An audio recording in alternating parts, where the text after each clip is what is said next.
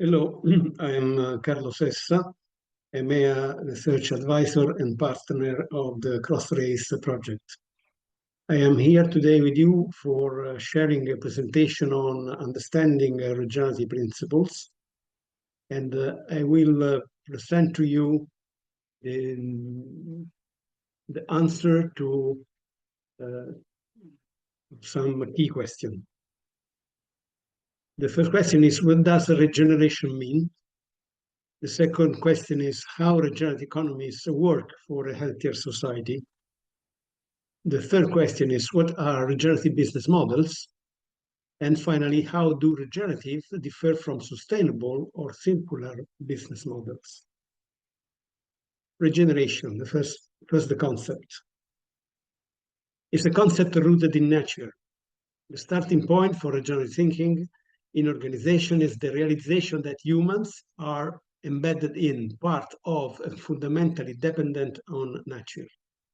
Regeneration essentially refers to the ability of a system to remake or renew itself continuously. The term has its origin in biology and natural sciences, relating to the ability of cells, organisms, and ecosystems to renew themselves. As a process, it is essential to biological systems and describes their capacity to bring into existence again. The use of the term regeneration has become increasingly common also in socioeconomic fields, such as agriculture, design, conservation, tourism, and built environment. Another way of looking at the same concept is to make this equation between regenerative and net positive business. Net of what? Of the difference between harmful impacts on the environment and social and society that the business can have, and positive impacts instead that the same business can have in terms of producing a positive impact on the environment and society. So we have a span from the generating systems and business, where the issue is to reducing the impact, toward regenerating business, whose aim is more ambition to produce positive impact.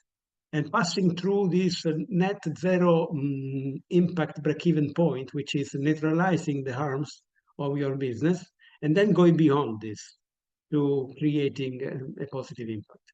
And there are examples of a gradation of activities. Conventional practice that typically is guided by achieving minimum standards. Green practice with the indicator of sustainable performance, sustainability performance improvement. Neutrality practice, that is the practice where you achieve a net zero carbon balance with your activity between emissions and positive instead absorption of carbon emissions. And then restorative practice start to be really regenerative because it's aiming to reversal of healthy ecological condition. And the regenerative practice is where nature and human impact are combined together. And so it's actively co-evolving toward improved human and natural systems. In few words, it's going from sustainability, reducing harms, to regenerative, doing more good. Having discussed this concept, the next step is to see what are the three key principles of regenerative economy that make them work for a healthier society. The first principle is keep the network structure healthy.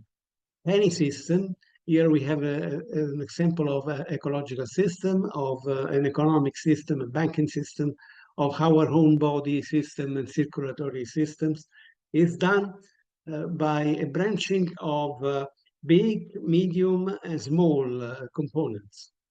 And that is important to keep this balance. a more technical term is fractality. So to keep an economy with the regeneration capacity, you need to keep this structure and measure the balance between small, medium, and large components. The second principle is to promote flow, circulation, and vitality. So a business that in a given place, in an area, in a territory, only produce a true flow system of activities in which inputs come and go out with few locally rooted capacity in business and little reinvestment in local capacity, is not regenerative. It's not capacity. Is not able to regenerate a capacity in the place. On the other extreme, there is regenerative economies are places where there is a true flow input of resources from external the area and outcome exporting of results to other areas, but there is also a lot of activities rooted in the place. A typical example of regenerative, big regenerative systems are big cities as New York or London, where when one local business fail for some reason, it is easily substituted by other competitors that fill the gap and so keep the local economy thriving.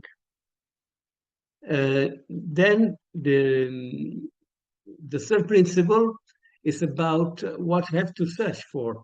It's not simply searching for efficiency of scale as it is in the conventional economy, but for searching for the balance between efficiency and resilience.